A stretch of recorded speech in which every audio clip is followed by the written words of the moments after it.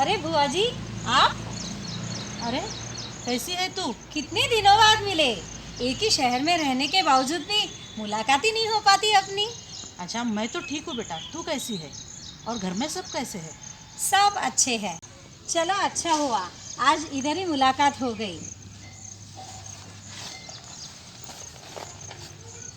और बता, कब गई थी तू मायके? मैं मायके में पिछले हफ्ते ही मायके होकर आई। आना जाना लगा ही रहता है, जब मन करे चली जाती हूँ। माँ बाबा भी बुलाते ही रहते हैं। और सुनाओ, आप कब गई थी मायके? आप तो शायद मायके जाती ही नहीं, क्योंकि माँ कभी जिक्र नहीं करती आपके आने जाने का। अरे बेटा, जब तक माँ बाप थे तब तक मायका था। तेरी माँ की तरह मेरी माँ भी, यानी तेरी दादी, मुझे बुलाती ही रहती थी। गर्मियों की छुट्टियाँ हो, शादी ब्याह हो, कुछ भी काम हो, बस मुझे बुलाती ही रहती थी। उनके देहांत के बाद तो जैसे मायका ही छूट गया, या यूँ समझ, भैया भाभी ने तो बुलाना ही छोड़ दिया। ओ बुआ, क्यों नाराज होती हो? आप ही का तो घर है, आ जाया करो अपने हिसाब से। अरे बेटा नहीं, जब बिना बुलाए का मान सम्मान नहीं होता, हमारे आत्मसम्मान को भी ठेस पहुंचती है। माँ बाप होते हैं तब तक की बात और होती है।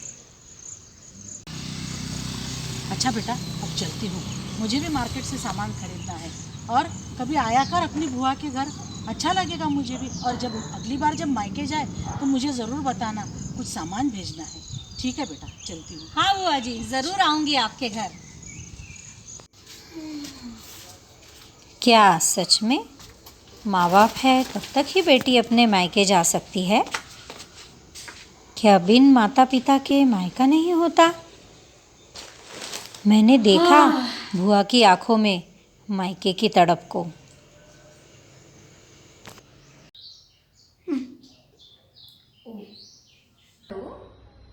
हाँ बेटा, कैसी हो? ठीक हूँ माँ, तुम कैसी हो?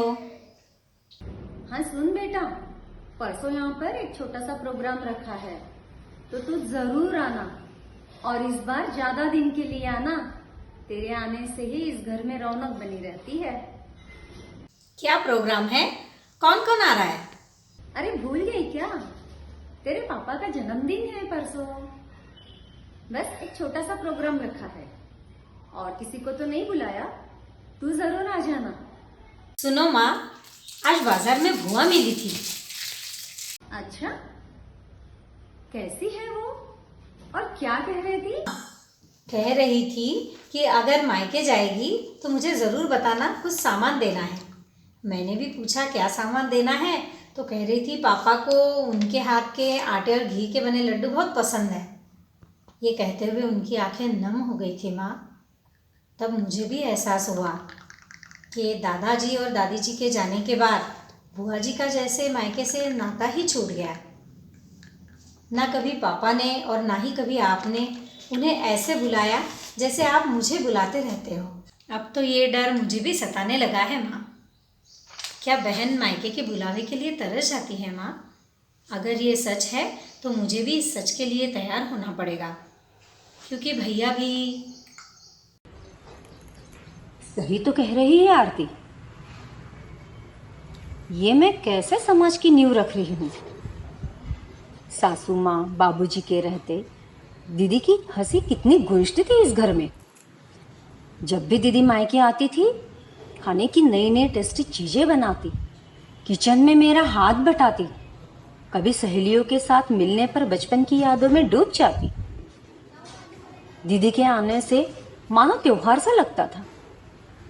लेकिन वक्त के साथ भूल ही गई थी, ये घर में अगर मेरी बेटी का मायका है तो इस घर की पहली बेटी तो दीदी ही है।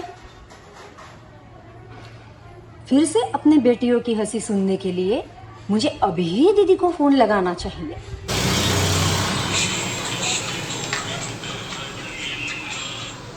हेलो, कौन?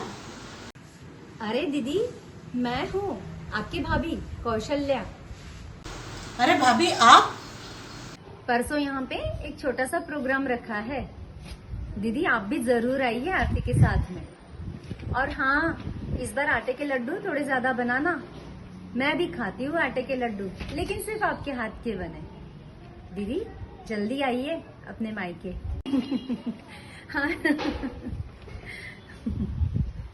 चलो आरती को फोन करके बता देती हूँ।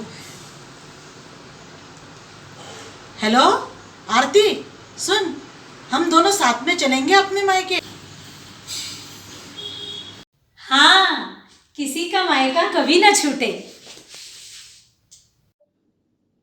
दिल छू लिया इस कहानी ने, है ना दोस्तों।